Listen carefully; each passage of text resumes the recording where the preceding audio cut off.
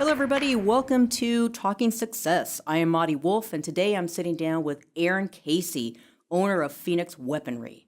Phoenix Weaponry manufactures and builds custom rifles, as well as a full line of pistols and even rifle suppressors. Now, this is not only for the experienced connoisseur. In fact, they're also for a new enthusiast. I am so excited. Aaron, how are you today? Doing well. Awesome.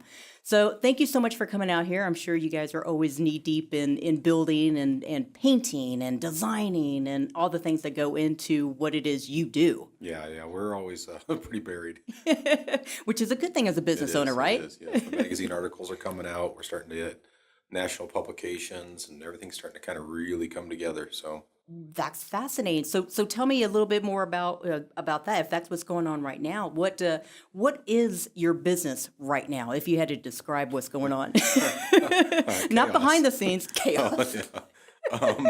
We're supposed to be a precision weapons manufacturer. So what we're supposed to do is build a competition, higher grade of weapons than you'd get in a box store. So once you're done with your normal weapons, you come to us, you have a job for it, we make that weapon for that job. And so we're kind of getting out of hand. We've got suppressors everywhere from 22 all the way up to 50 cal. We're getting ready to do a big, massive testing of suppressors.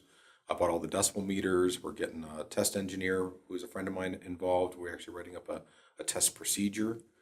We're actually thinking about maybe marketing that to the National Suppressor Association as the standard testing for the suppressors. We'll see how all that plays out.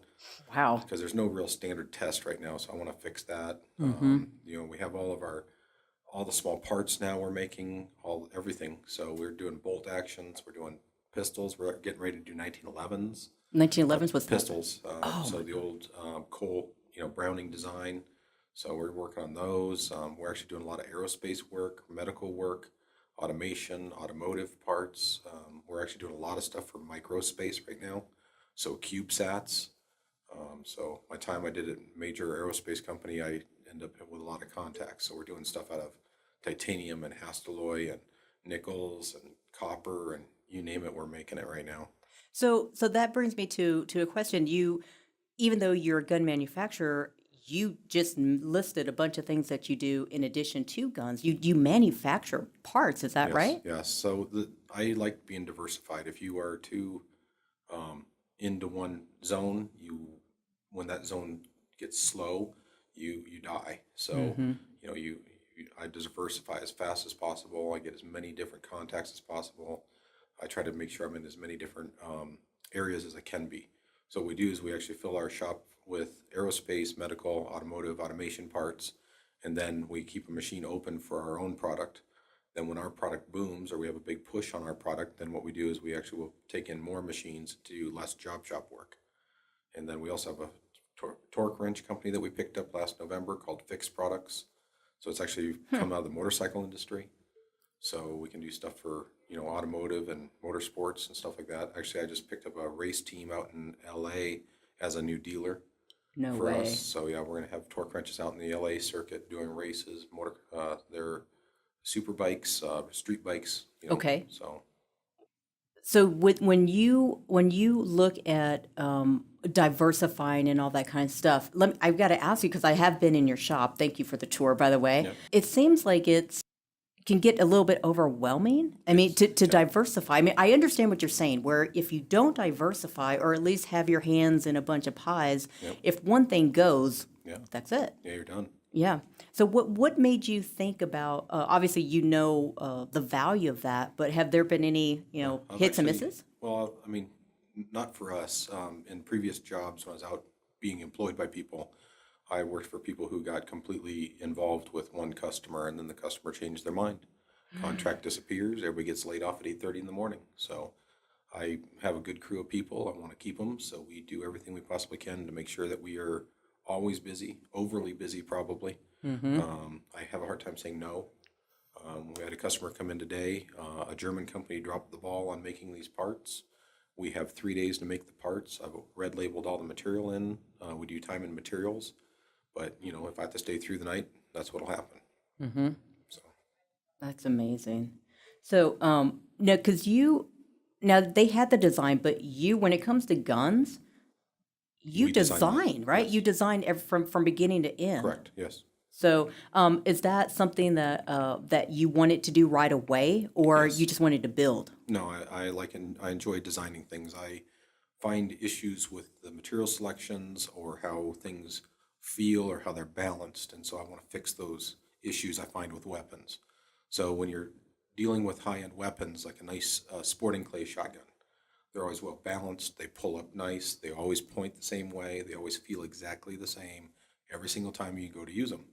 When you look at some of these weapons that are on the market, they're so generic and they're so um, built by the lowest bidder, to fit everybody and their brother. It's not a fine weapon. It's just a generic weapon. So we're trying to find that niche where we are building weapons for you to do this job. You want to go play, in some sort of competition, Mm-hmm. and there's 5 or 6 different styles of long range shooting. We can set up a weapon for each one of those styles. We can do close range work. We do stuff with the special forces community. A couple of friends in that kind of area, so we'll build little toys for them to use for their job. We have friends that go overseas to do contract work. We build them very specific tools for the job, for the environment, for their level of concealment that they need. Mm-hmm. But when you're there, you need to have the ultimate in firepower right then. You can't wait. So you need the best. Right. And if it might not work or it's kind of weird or it doesn't fit quite right, it's not going to work. So we want it to work right the first time. Mm-hmm. Well, it sounds like a lot of specialty stuff where it is important and a must to have it right the first time. But that also comes back to the buyer. They Yes. have some idea, and they can talk to you about it, Yes. and you guys can take a vision Yes. and create it. So what we do is we actually have our base, which is our upper and lower combo set for our receivers for our AR platform. So you have your upper receiver, your lower receiver holds all of your trigger parts, your grip, and your buttstock, and then your upper receiver holds your barrel and your optics and that kind of stuff. So what we do is we find out what they want to shoot, how far away, and we Mm-hmm. pick out the proper barrel, the proper ammunition. If they already have ideas of what they want, not a problem. We incorporate it. If they have ideas for optics, backup optics, all that kind of stuff, and then we put together a package for them. Or if you have a multi-mission kind of thing coming up, we'll actually build you one lower receiver with multiple upper receivers that are all set up mission specific.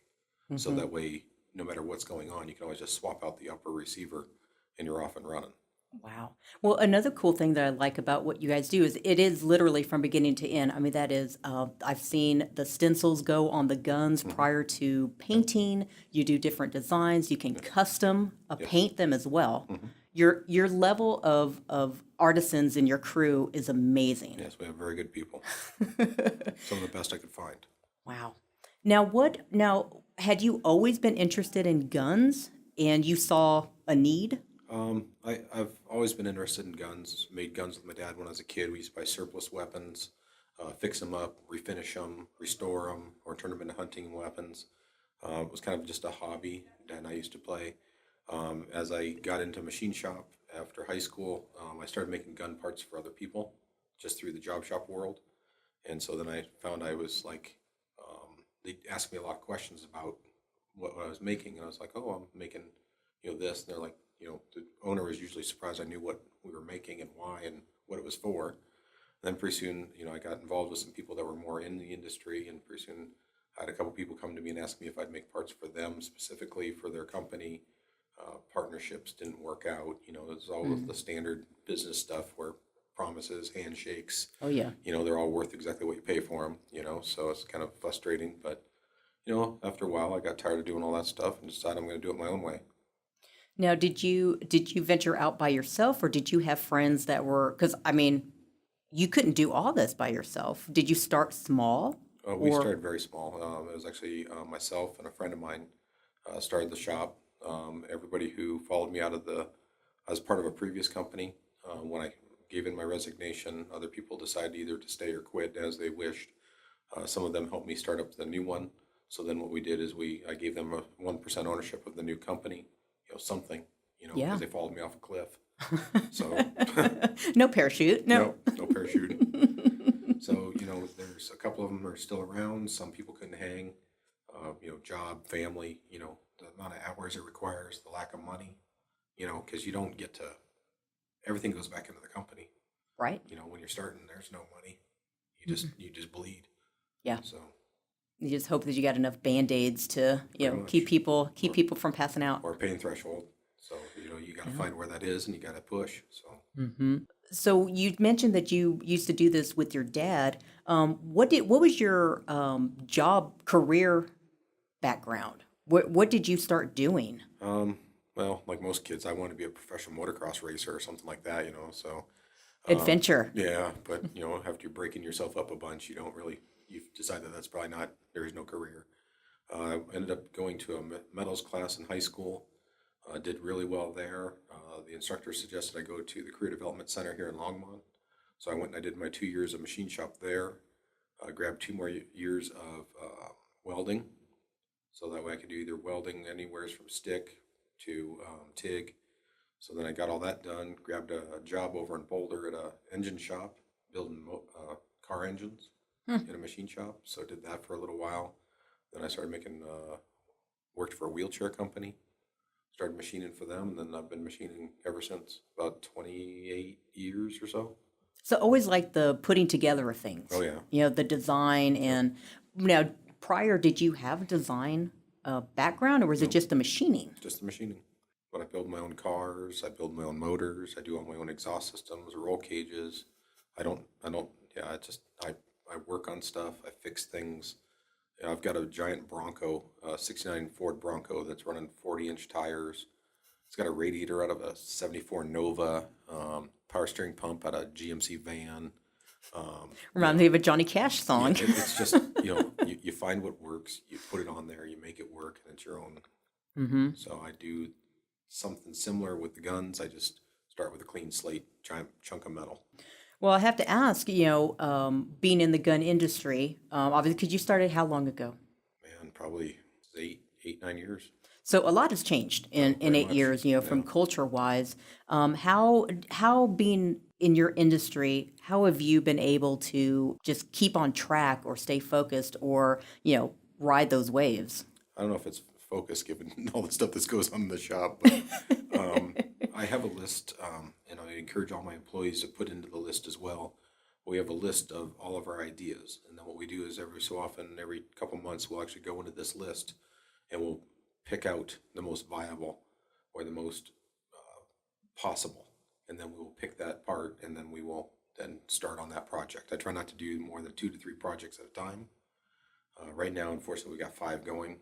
The ADD is severe, so you just That's right. squirrel. So so we're actually right now working on a pistol caliber carbine, a single shot survival rifle, integrally suppressed shotgun, and I think there's 2 more that are going on right now. So we're trying to get all those projects all done at once before the next big show season out in Vegas and in Indianapolis. I would imagine, yeah, you go to a lot of shows, don't We you? do. Yeah, we actually do local gun shows at least once a month, sometimes twice a month, and then we do national shows such as SHOT Show and the NRA show. Now, is that something that in your industry it'd be stupid not to do, or is that it's just the only thing to do? It's real hit or miss. SHOT Show is a distributor show only, so what you have is people that are looking to make massive purchases, which is really not us. Yeah. But what we have is we have 5 different companies that ask for our guns to show off their products on, because our guns stop people. They're beautiful. People look at them, they're like, what is that thing? And so we find ourselves in a position where people call us and say, I need 6 guns for this show. And so we'll box, bag, tag, and then ship them the 6 guns to show off their product on top of ours. And then out of that comes the magazine articles. I usually go out there and I fly out and I stay and I kind of loose rep, I guess. You hang Yeah. nearby, you get a text message, hey, we got so-and-so down here at our booth. But you got to be real careful too, because, you can't be suitcasing anything into any of these shows. There's a lot of, That's right. yeah, you can get yourself bound up pretty good. So, Oh, but man. NRA, we actually did our own booth for the first time, first national show. Drove down to Dallas, set up our own booth, gave out 5,000 stickers. I don't know how many people we talked to, but, then I was doing hunting at night with magazine writers and some local people. So I was going out and going hunting from like 6 to 3 in the morning. then getting up the next day and trying to be at the show at like 7:30 again, and just repeat. So you just kind of keep on trucking. And once you push through that first 24 hours, you're good. Good in quotation marks, Yeah. right? You just push through. So So obviously in the 8 years that you've had and grown, how has the culture change of guns? a lot of fear. A lot of fear, A right? lot of fear. People are scared of inanimate objects. There's a large political shift happening. We're seeing the polarizing of the two parties. You're seeing the extremists come out on both sides. The common sense is lost. You're seeing people politicize companies. Credit card people are an issue. Certain credit card companies, we cannot use them. So for credit card processing, heard so it that- actually that- like chokes off our ability to make money. That boggles my mind. It's you would hope that eventually business will force the fixing of the situation, but when government gets involved, they tend to try to regulate solutions. And I believe if you leave industry alone, it will, wages will fix themselves. Everything will organically work the way it's supposed to. But we have people that are trying to, anytime there's something going on in the news now, it's automatically this one particular weapon. But the people don't even know what they're talking about. You hear people, say words like fully semi-automatic, and it's Yeah. like, this is not, either it's a machine gun or it's not a machine gun. Machine guns have been regulated since, what was it, 36? I mean, so, it's just weird. It's just weird to watch people and the fear. And, I don't tell my children, basically say that their dad owns a machine shop. We leave it at that. We don't push, anything like that.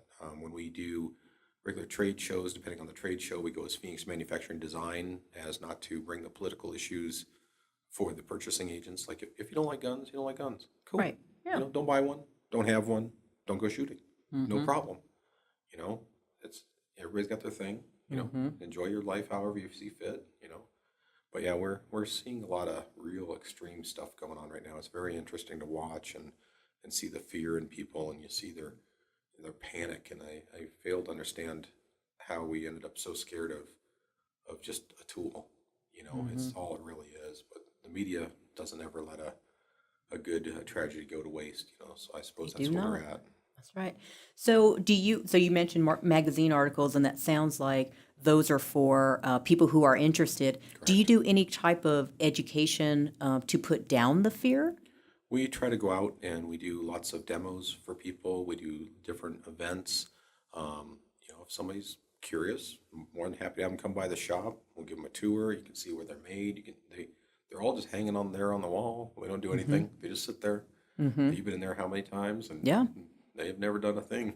They're So, minding their own business, hanging on yeah, the wall. pretty much. So, they're a tool, and used improperly, any tool can hurt somebody very badly. So, but no, we'd be more than happy to help, show people how things are made, why they're made, and what they do, and things like that. I mean, back in, I think, the 40s or 50s, they even had shooting classes in high school. I mean, when I was a kid, I think we went hunting. A lot of my friends went hunting with a wrestling coach. No big deal. Oh yeah, growing up in Texas, high school. I mean, you go in the parking lot, and There's just about guns in the every truck had had a gun happened, rack. What happened with guns at your school?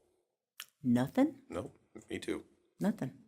So it's interesting. very, very strange. I think we have the glorification of these very severely mentally ill people, and then you have the copycats. It's just it's just sad to see these people earn a name, I guess, is how I see it. They don't really deserve anything. They're just horribly mentally ill people, and they're just in really a bad area. And I don't know why they just do what they do, but Right. but I don't know why they need to be made famous either. Exactly. Yeah, it's a vicious cycle. But that's one of the things that, as a business owner, now you again, thank you for coming on, because you are you manufacture guns. That's a hot topic right now. Yep. But there are tons of entrepreneurs who have a stigma for whatever it is they do, whether people don't understand it or that industry has a bad rep or whatever.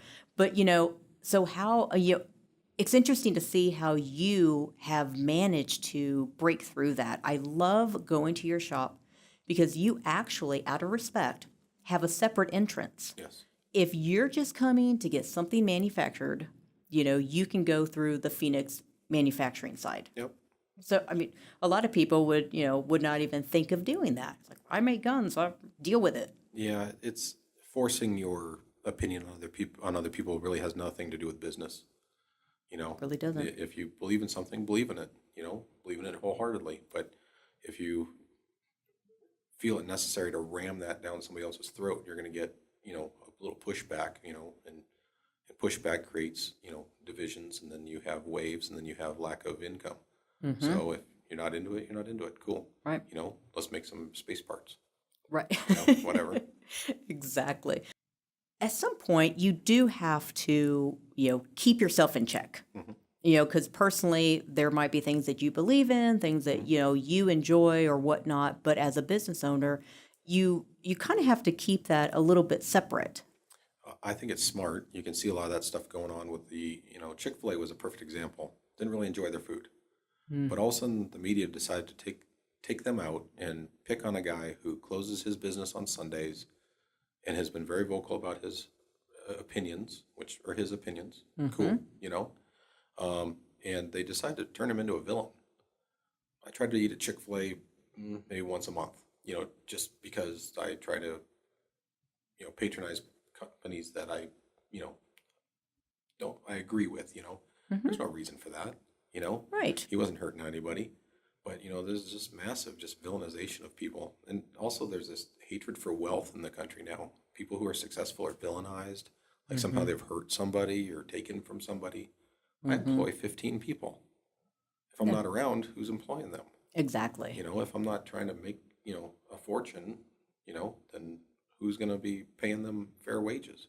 It's just weird. It's just strange. The have and have not philosophy in this country used to be, the people who had were idolized, or, you wanted to be like them. And now it's like, just want to tear them apart and, hey, let's everybody be poor. That sounds like a great idea, But that's so true. And I think that's a lot of those entrepreneurial pieces that people don't think about. That, because I've talked to a lot of people, and, they'll tell me their idea, or they'll say, who they're against, or, what company is bad. And it's interesting because I've never gotten a good answer. Well, why do you think that they're bad? You don't have to go to their place, but if you don't like something, just don't go there. Call it a day. Vote with your pocketbook. Vote with your feet. If you agree with somebody, then agree with them. It's fine, but there's no reason to make this into a giant mess. Right. It's a free market. The free market will fix itself. It'll be fine. It'll be fine long before, long after. Right. But, it's just I think that your business personality needs to be separate from your personal personality. If you view politics a certain way, or if you view social issues a certain way, I'm not really sure it's good business unless you can somehow capitalize on it, which people do. But, to even bring that up, I think it just doesn't need to be brought up. I think it's just kind of silly. I think it's bad business personally. It is bad business. It is, because that, you are alienating 50% of a potential target market. Yep. And that is stupid business. It is. So again, if you're in business to grow, You can't avoid alienate that. people. Yeah. Avoid it. Anybody who knows me knows exactly where I stand. And by what I do for a living, people pretty much know where I stand. But there's no reason to, go and force that opinion or be politicking on company dime.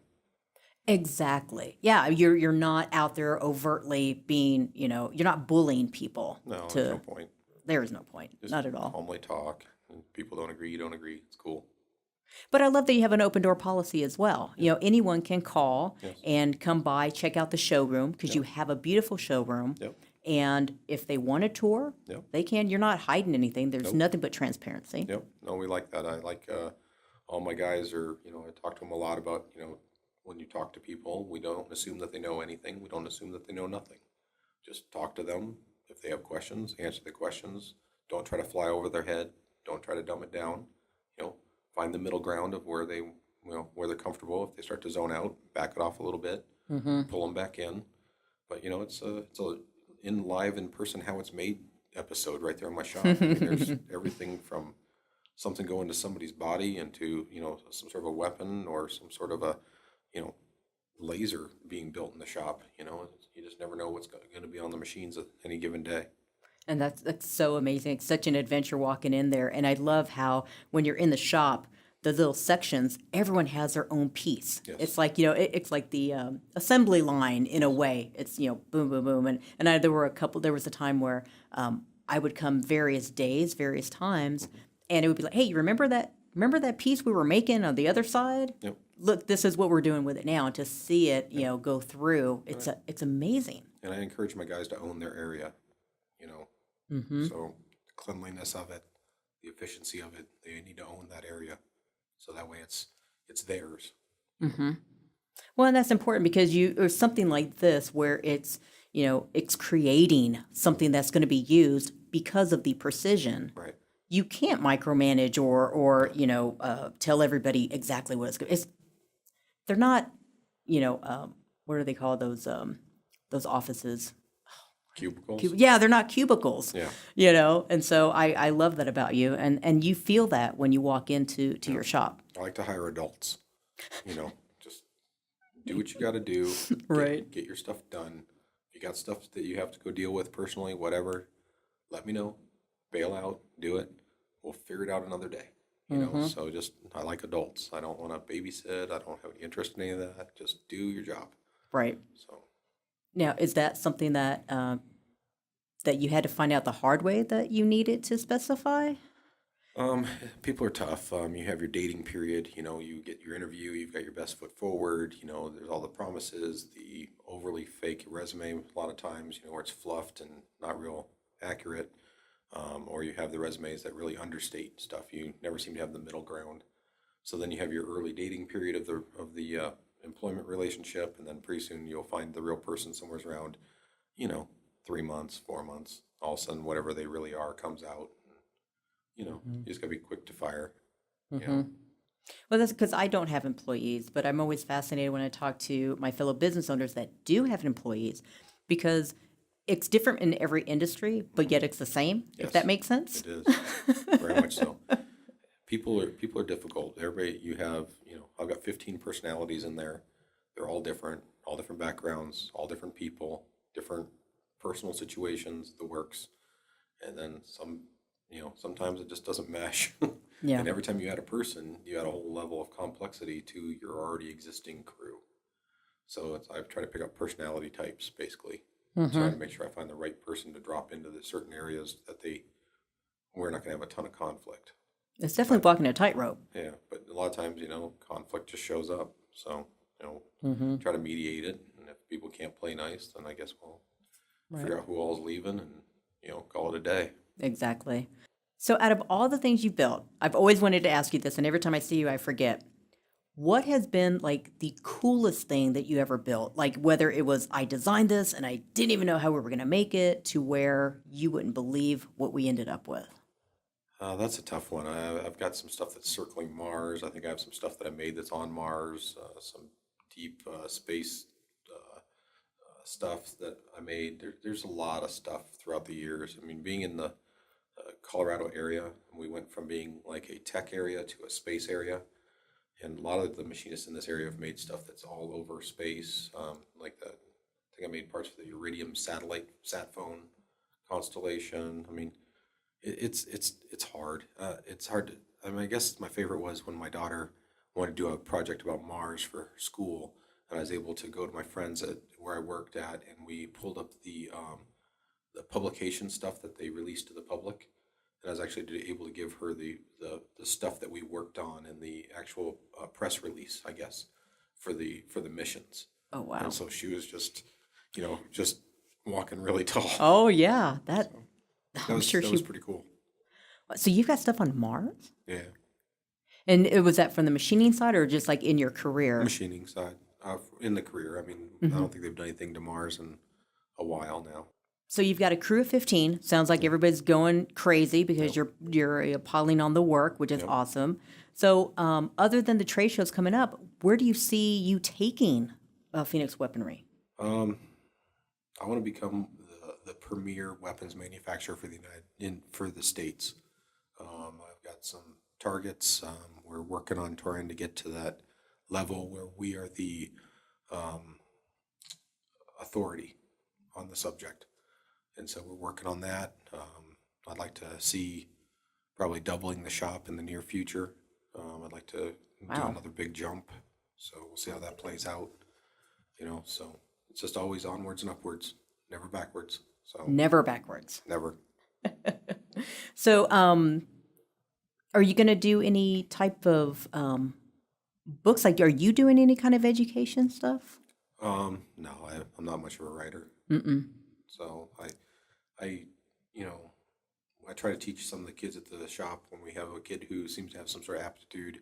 We'll try to teach them machining, stuff like that. But, any sort of education stuff, I don't even know what I'd do. I mean, just, Well, could you say becoming the authority? I mean, is that just it's through the competition and, we have a shooting team that competes on the national level. Start getting the trophies, starting getting the proper situation, and we want to start taking over that kind of market. so you have a team? Yes. How big is the team? We have 2 pros and I think 4 or 5 amateur shooters. So what kind of competitions are you guys in? Long range precision and 3 gun. 3 gun? Yeah, so they actually use a pistol, a shotgun, and a rifle. And there's a preset course that you have to run, and you have to use so many rounds, and you have to only shoot so many targets, and it all has to be done in a certain amount of time. And the one who goes the fastest with the least amount of misses or penalties wins. And when did you start the team? Actually, when we started the company, one of the things I ran into when I first started was I didn't have time to actually go test my product. So I don't want to release my product to the public until it's been vetted. So what we were doing is I had a couple of amateur shooters who were just beginning in the thing, and so what I did is I would give them the prototypes and I'd send them out to the matches and let them beat them within an inch of their life. And if it survives, great, we have a good product. If it didn't survive, we redesign, fix whatever broke. Beef it up a little bit, make it thicker here, lighter there, and then tweak it, and then we go again. So all of our stuff has been used in competition from the day it came off the drawing board, basically. Well, that makes sense. I mean, especially with what you do, Yep. you have to test it somewhere, and why not test it where it's going to be used? Right, in the Right? worst possible situation. So, I mean, a lot of times they don't clean their guns the best. There's a lot of dirt. They have to throw them into buckets as they run by. They're not real nice to the guns, which is fine, but if it'll survive that, then Yeah. the consumer should be very, very happy. So, we call it pedigree. The material has a pedigree, where it came from, where it was made at, all U.S. materials. The machinist who then handles the material turns it into a part, to a print, that has a pedigree and a certificate of compliance. Then the final assembly has a pedigree of who put it together, how they put it together, and everything else. And then finally, when it gets to the customer, there should be a traceability to it to a certain extent, where they know that this gun was made and built by these people. But there's a huge way to build that reputation, to build that brand for Phoenix Weaponry. Yes. Is that all guns or just the precision? Most guns, what you have is large bins of parts that are all piled up on a bench, and certain people only assemble certain parts of them. They will actually just kind of slap together different parts, and if the parts don't fit, they just grab a different part. If a part doesn't fit, I want to know why. Mm-hmm. Where'd the part come from? Who made it? That's right. What's going on with it? Is it a stack-up issue? What are we looking at? What went wrong? My guys will build each gun themselves from beginning to end. Then they assemble it, and then it gets painted, then it gets reassembled, and then it'll go out for final test fire. Most of our guns go through 2 to 3 test firings per cycle. So we'll make sure that each gun that gets built gets test fired and basically in the raw, without paint, without any of the frills. And then they get taken apart, painted, then it gets put back together, and then test fired in another cycle of testing again. And if you want like the weapon broken in, we'll actually break in the gun and have it all dialed in for you. Here's your ammunition. Your optic is already sighted in. You're set at 200 yards. Here's your dope. Here's your drops. And then you're all set. So it's just kind of depending on the level of comfort the customer has with doing their own stuff. But But we also sell just individual parts too. So we're actually working on, when I left the shop, my operations manager was working on all of our new production packaging. So I was looking at like the blow molded stuff, and I thought it looked kind of cheap. We actually found these cool tubes off of Uline. They're all clear. And they have a nice little cap that pushes in, like you used to get nails at the old hardware stores. Yeah. But they're totally clear. So I actually made our own background. I had one of the guys at the shop, his sister is a graphic designer, paid her to make up the graphic design. So now our background. So we're actually working on our actual real packaging now for all of our parts. So all of our parts will actually have, retail packaging now, but it's not blow molded. It's not imported. It's like this kind of nice little reusable little container. So I like things that you can reuse. I'm gonna have to come by and check that out. It's going to be, the whole wall is going to be full of Phoenix Weaponry product here very, very soon. Well, because the showroom has, like you said, the packaged pieces or parts that anybody can buy. And so as a business owner, a lot of people don't have their own products necessarily.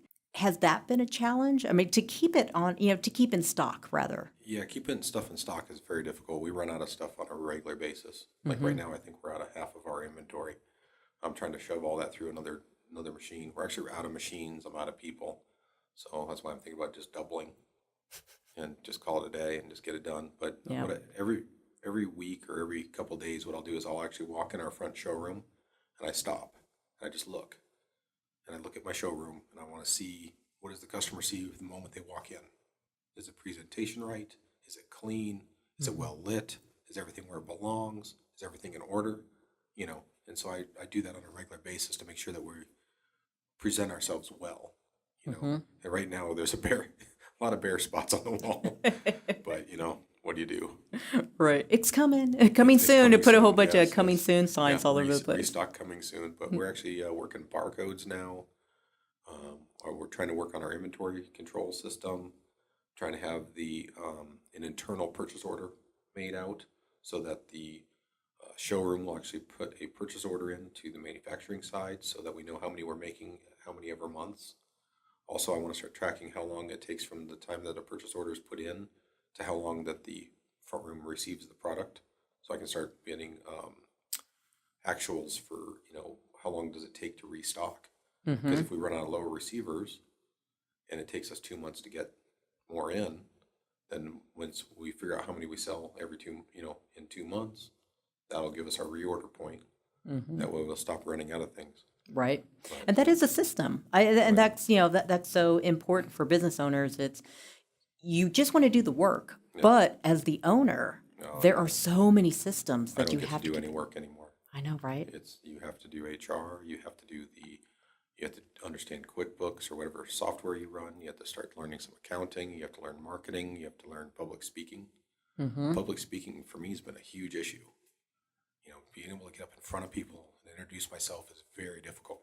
So, well, but then you are doing more of that. I mean, with the Absolutely. magazines, Have and to. then you're getting, you're nobody's getting a gonna sell you reputation. business like you do. That's right. So hiring a sales company is a waste of time. You rep your own company. Yeah. Nobody cares as much as you do. Nope. Nobody knows it as well as you do. Nobody has as much skin in the game. That's right. So, That's right. or if you do have a sales crew, you might not be getting the feedback back from your customers about what's going on with the stuff. So sales group usually ends up being fairly rainbows and butterflies a lot of time, and they'll miss the the details of why you're not getting enough sold or something like that. So, but yeah, you got to do it all yourself. You got to learn banking, everything. I can do a little bit of graphic design, a little bit of web design now, you name it. So you got to learn all that stuff. So it's entertaining. Now, somebody recently said that they used to say that they were spinning a lot of plates in the air, Oh, yeah. and they said, I'm changing that. I'm juggling balls because when those plates drop, they break, and people, they can cut you. Yeah. I like the balls. Where it's like, and then I can just throw it at somebody. It's just like, Yeah. that's true. I mean, because it's not just I do what I do. No, you do everything. Yes. All night, every day, no hours. Was it? You can work all the hours you want as long as it's all of them. I think I've got a trade show in Longmont tomorrow. I think called Peak 2018. Oh, yes. So I'll be at that, and then the following, like Saturday, we have to be at the Longmont Gun Show there at the Boulder County Fairgrounds. So, and then we just had a gun show, I think, last Saturday, Sunday. So every time we do a gun show, you tear down the shop half day, pack up, get to where you got to be, set up, be there all day, then tear down the next day. Takes a half day to put the shop back together after the show. You just keep doing that. It's just kind of, yeah. And then you just try not to let anything fall. Yeah. Don't drop anything. And don't drop the ball. Absolutely. Well, I'm excited to read some of these articles, and I am definitely going to come and do another tour. It's been too long since I've been in there. So I want to see these new packages and see the empty space. They'll be up there on probably tomorrow, actually. So. Okay. And then I think Shooting Illustrated just had another article out about us a couple days ago. Recoil Magazine a couple months ago. Trigger Magazine, Guns Magazine, World of Firepower, Tactical World Magazine. We should have 2 more paper magazines coming out here shortly. Now, are these reviews about the guns or Yes. articles about the shop? Articles about the guns, reviews on the guns. Yep, Nice. And you're getting good reviews, I would imagine. absolutely. Oh, Nothing but. absolutely. Nothing but, he Yeah, says. we don't do we don't do bad.